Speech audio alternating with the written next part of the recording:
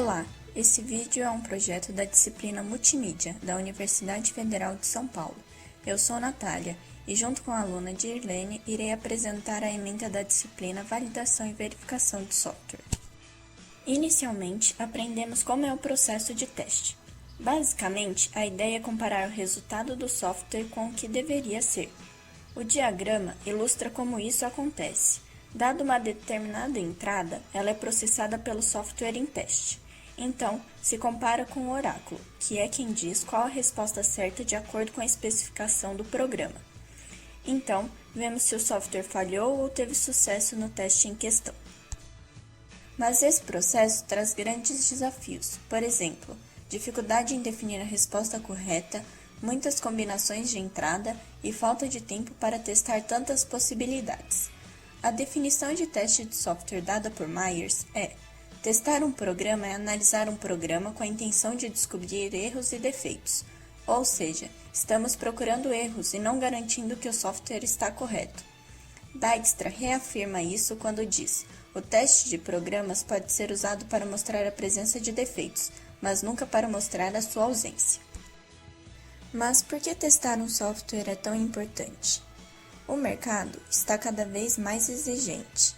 Além disso, se um software não desempenhar a função para a qual ele foi designado, podem haver prejuízos materiais consideráveis e, pior ainda, perda de vidas humanas. Há vários fatos históricos de sistemas em que uma falha ocorrida ocasionou prejuízos diretos ou mensuráveis. A mais atual foi a atualização do Windows 7 em 2013. Outro caso ocorreu em junho de 2007, quando a empresa Symantec, proprietária do software antivírus Norton, teve de compensar 50 mil vítimas na China por uma atualização que retirava arquivos do sistema, dando a elas uma extensão de 12 meses de licença da Norton e uma cópia da ferramenta Norton Save Restore 2.0.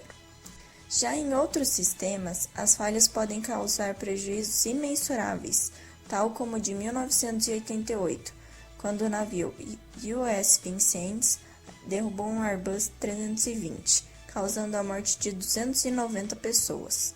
A falha foi atribuída ao software de reconhecimento do navio, que confundiu o avião com um F-14. Assim sendo, o teste de software é essencial em praticamente todas as aplicações, mas é um processo complexo e que demanda tempo. Assim, o objetivo principal dessa disciplina é apresentar diversos critérios e técnicas de teste que sejam eficazes e não demandem demasiado tempo. No segundo tópico dessa disciplina, vemos as fases de teste, que são teste de unidade, onde se testam pequenos trechos do programa, como por exemplo, podemos testar as funções, métodos do programa individualmente, teste de integração, onde é testada a integração dos métodos funções, teste de sistema, onde o sistema é testado do ponto de vista do usuário final, comparando funcionalidades com o objetivo original, e teste de aceitação, que são testes feitos com um grupo restrito de usuários finais. É um teste formal, com o objetivo de saber se o software atende ou não os requisitos, e se o cliente irá aceitar o software ou não. Em seguida, vemos técnica funcional, também conhecida como teste de caixa preta. O objetivo é apenas avaliar comportamentos externos do software. Assim sendo, os casos de teste são feitos apenas usando a especificação do software e não de como ele foi implementado. Nessa técnica, aprendemos dois tipos de critério, que são particionamento por classe de equivalência e análise do valor limite. No primeiro critério, a primeira coisa a ser feita é dividir as possíveis entradas em um número finito de partições. A ideia é que dados que pertencem a uma mesma partição têm capacidade de revelar os mesmos defeitos. Para esse critério, devemos testar pelo menos um dado de cada partição. O critério análise de valor limite pode ser considerado uma extensão do particionamento de classes de equivalência. A ideia é testar os limites do domínio de entrada. Por exemplo, se temos um programa que aceita números a partir de um limitante inferior até um superior, nós temos que testar o programa para os dois limitantes e também para o limitante inferior menos 1 e para o superior mais 1. Dessa forma, entendemos que tudo que está abaixo do inferior será executado da mesma forma, assim como os que estão acima do superior e como os que estão dentro do intervalo aceito. É importante para os dois critérios testar entradas inválidas e que essas entradas tenham uma resposta controlada, como por exemplo uma mensagem de erro. No quarto tópico, vemos técnica estrutural, também conhecida como teste de caixa branca. Nela, elaboramos os casos de teste de acordo com a implementação. Colocamos à prova condições, laços, definição e uso de variáveis. Nas técnicas estruturais, também vemos dois tipos de critério, que são os baseados em fluxo de controle e em fluxo de dados. No critério baseado em fluxo de controle, iremos construir um GFC, que é um grafo de fluxo de controle. E a partir daí, podemos fazer o teste de três formas: exercitando todos os nós, ou exercitando todas as arestas, ou exercitando todos os caminhos. Para criar o GFC, devemos decompor o programa em blocos básicos, isto é, trecho de códigos em que a execução é sequencial, sem nenhum salto. Cada bloco básico será um nó do grafo, como mostra o exemplo. No critério baseado em fluxo de dados, a ideia é trabalhar com dependência de dados, escolhendo entradas que exercitem todos os caminhos em que cada variável é definida e usada. O quinto tópico é sobre técnica baseada em defeitos. Essa técnica consiste em incluir propositalmente algum erro no programa. Nessa técnica, aprendemos o critério de análise de mutantes. Esse critério é empregado para avaliar o quanto um conjunto de casos de teste é adequado para testar um dado programa. Basicamente, a partir de um programa P, geramos os mutantes, que são o programa P com alguma pequena alteração no desvio sintático. Executamos então P com um conjunto de testes T, e em seguida, executamos o caso de teste T nos mutantes. Se o resultado de um mutante for diferente do resultado de P, então o mutante é morto. Por fim, temos a tarefa que mais depende da intervenção humana. A partir dos mutantes que ainda estão vivos, é necessário avaliar se T não é um caso de teste suficiente, e então devem ser incluídos novos casos de teste, ou se P e os mutantes sobreviventes são equivalentes. O sexto tópico é sobre testes de integração. Como já foi dito, o teste de integração irá verificar se as dependências funcionais entre componentes estão corretas. Para conferirmos isso, temos duas abordagens principais, que são a bottom-up e top-down. Na abordagem bottom-up, o programa é desenvolvido a partir de rotinas básicas, que prestam serviços a rotinas de nível mais alto. Por exemplo, uma verificação de validade de CPF pode ser chamada em vários pontos de um programa. Então, ela será uma das primeiras a serem implementadas. Na abordagem top-down, faça o inverso. O programador trabalha supondo que o código de baixo nível já esteja pronto. Assim, pode-se codificar chamadas à verificação de CPF, mesmo sabendo que ela ainda não existe. Em seu lugar, pode haver uma rotina fantasma, chamada stub, que apenas retorna sempre um valor verdadeiro. Para realizar testes no desenvolvimento bottom-up, deve ser escrito código que invoque as rotinas de baixo nível, testando-as com diversas combinações de parâmetros. As rotinas escritas para tais testes são conhecidas como drivers, pois sua função é acionar o código que deve ser testado. No teste top-down, a função inversa é fornecida pelos stubs, que provêm dados para as rotinas de nível superior, permitindo que se realizem os testes. Após o teste e correção dos componentes individuais, segue-se uma etapa de construção de novo código. Na abordagem bottom-up, os drivers são substituídos por rotinas verdadeiras, enquanto na abordagem top-down, o mesmo se faz com os stubs.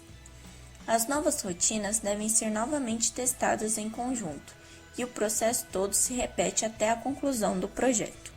Teste de software orientado a objetos. O uso de orientação a objeto é defendido pois incentiva o reuso e facilita o entendimento do código, porém não garante que um programa esteja correto, já que facilita também a introdução de defeitos. Os testes em orientação a objeto se diferenciam de outros testes por causa dos conceitos de herança e polimorfismo. A herança pode dar a falsa impressão de que as subclasses que herdam características de outra não precisem ser testadas, e isso não é verdade. Os métodos herdados podem ser modificados por outras chamadas de métodos da classe herdada. Então, todo método testado na superclasse precisa ser retestado na subclasse. Já o polimorfismo dificulta, pois o fato de diversos acoplamentos trabalharem corretamente não garante que todos irão trabalhar. Cada possibilidade de acoplamento de uma mensagem polimórfica é uma computação única e requer testes separados, criando muitos caminhos a serem testados. Os testes são dificultados devido à carência de técnicas e de ferramentas que realizem esses testes. As fases do teste podem ser teste de unidade, teste de integração e teste de sistema. O teste de unidade é utilizado para encontrar erros de lógica e deve estar cada módulo do programa isoladamente. O teste de integração visa descobrir erros associados à interface dos módulos durante a integração do sistema. O teste de sistema visa descobrir defeitos em funções e características do desempenho que não estejam em conformidade com os requisitos do programa. Alguns autores consideram um método como a menor unidade de um programa, outros consideram a classe como a menor unidade. Teste de software orientado a aspectos. A programação orientada a aspectos é uma nova técnica baseada na separação de interesses no desenvolvimento. Assim como a orientação a objetos, a orientação a aspecto também possui teste de unidade, teste de integração e teste de sistema. A linguagem pode ser definida como modelos de pontos de junção, mecanismo de identificação dos pontos de junção, unidades que encapsulam especificações de pontos de junção e mudanças de comportamento desejados e processo de combinação. Os critérios de testes são todos os nós transversais, todas as arestas transversais e todos os usos transversais. Testes de software embarcado. Os softwares embarcados estão cada vez mais presentes em nosso dia a dia. Com isso, os testes nesses softwares são muito importantes, pois podem causar grandes prejuízos e até acidentes com seres humanos, dependendo de onde está trabalhando. Software embarcado é aquele software projetado para uma determinada função e normalmente não interagem com o usuário. Entre eles, podemos destacar softwares projetados para aeronaves e softwares para aparelhos médicos utilizados em humanos. Os testes executados nesses softwares são diferentes dos testes em softwares comuns, pois devem executar de maneira confiável por longos períodos de tempo e, com frequência, são utilizados em aplicações onde a vida humana está em risco. Muitas vezes devem compensar falhas no hardware embarcado e eventos no mundo real são normalmente assíncronos e não determinísticos, fazendo com que testes de simulação sejam difíceis e não confiáveis. Técnica baseada em máquinas de estados finitos. O teste baseado em máquinas de estados finitos consiste em gerar um conjunto de casos de testes que consigam encontrar o máximo de defeitos possível em um código. Com isso, é possível verificar se a implementação está ou não de acordo com sua especificação. Para que seja possível utilizar esta técnica, é necessário que tanto o código quanto a especificação estejam em formato de máquinas de estados finitos. Utilizando essa técnica, os defeitos podem ser os seguintes tipos: defeito de inicialização, quando o estado inicial não é correto; defeito de transferência, quando o estado atingido por uma transição não é o correto; defeito de saída, quando o resultado gerado por uma transição não é correta; estados faltantes, quando os estados de implementação precisam ser aumentados para torná-los equivalentes à especificação; e estados extras, quando os estados da implementação precisam ser reduzidos para torná-los equivalentes à especificação. A figura ao lado é um exemplo de uma MEF, sendo S1, S2, S3 e S4 os estados, e as setas são as transições entre esses estados. Automatização da atividade de teste. Existem diversas ferramentas disponíveis que auxiliam as fases de testes. Dentre as open sources, podemos destacar Jabuti, JUnit e PokeTool. Jabuti é uma ferramenta de teste estrutural para programas em Java. desenvolvida pelo ICMC da USP São Carlos e utiliza critérios baseados em fluxo de dados e em fluxo de controle. JUnit é um framework com suporte à criação de testes automatizados em Java e, devido ao seu sucesso, foi adaptado para linguagens C#, Python, Fortran e C++.